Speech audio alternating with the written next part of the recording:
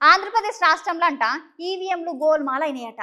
ఎందుకంటే భారీ మెజారిటీతో గెలిచేటి వైఎస్ఆర్సీపీ పార్టీ ఇవాళ 11 సీట్లకే ఎందుకు పరిమితమైంది?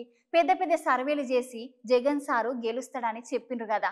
మరి ఇవాళ సర్వేలన్నీ ఎటు పోయినాయి అని కేతిరెడ్డి సార్ అయితే అంటున్నాడులా.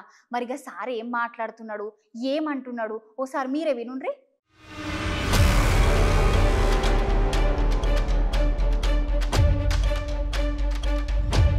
ఆంధ్రప్రదేశ్ రాష్ట్రంలో అయితే ఎన్నికలు అయిపోయినాయి కదా నువ్వులా. కాకుంటే ఇప్పుడు ఒక చిన్న చిక్కు పడింది. ఇంకా చిక్కు ఏంటంటే ఈ జరిగినటువంటి ఎలక్షన్ల వల్ల నైతికంగా కానీ సామాజికంగా కానీ జగన్ సార్ గెలిచినట్ట. అయినా ప్రజలు ఇంత ఆదరణ పొందుకుంటే జగన్ సార్ మంచి మంచి కార్యక్రమాలు జనాలకు ఉపయోగపడే పథకాలు పెట్టినా కూడా ఎట్లోడిపోతాడు.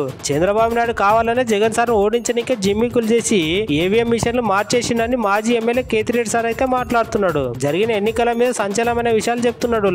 ఇంకా ముచ్చట ఏంటంటే ఆంధ్రప్రదేశ్ రాష్ట్రంలో కాకుండా దేశం మొత్తంలో ఈవీఎం మిషన్ లో గోల్మాల్ జరిగిందట.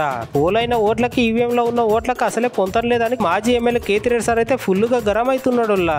9:30-10 కల్లా కూడా అసలు కౌంటింగ్ లో అనేది ఒక రీజనబుల్ రానిదే 100, 150, 120 అని ప్రొజెక్ట్ చేసినారు. అసలు వైసీపీ సీట్లు 25 కంటే దాటి చూపిలా. అసలు మొదట అర్ధ గంటలోనే మొత్తం నియోజకవర్గం అంతా ఏ విధంగా చూపిస్తారు, మొత్తం రాష్ట్రం అంతా ఏ విధంగా రిప్రజెంట్ చేస్తారు.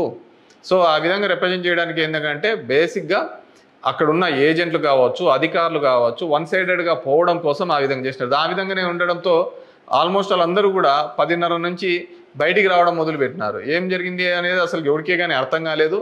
టీవీలలో చూసినాము అంటే అసలు 8:30 అంటే 9:30 కల్లా 100, 150 సీట్ల లేక వచ్చేసిన ఎలివేషన్స్ అన్నీ ఇవ్వడం జరిగింది. సో ఇదంతా కూడా మనం నిజమైన ప్రజాస్వామ్యంలో దొంగ ఓట్ల మీద ఉన్నామా, లేకుంటే ఈవీఎంలో మిషనరీస్ మీద పనిచేస్తున్నామా, నాకు ఓడిపోయినానని నేను బాధతో కాదుగా చెప్తున్నానని కానీ అందుకే నేను ఆంధ్రప్రదేశ్ స్టేట్ గురించి ఎక్కడ చెప్పలే.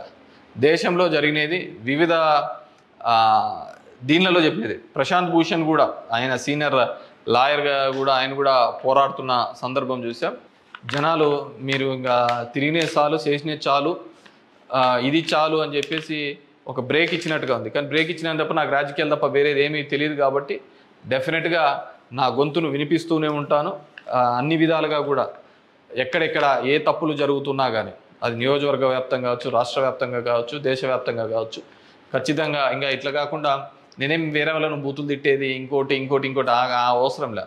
జనాలకు ఎంతో కొంతమంది కన్నా సరే నాకు తెలిసిన విషయాన్ని షేర్ చేసుకోవాలనేది ఒక ఆలోచన విధానంగా అనుకున్నాను. డెఫినెట్గా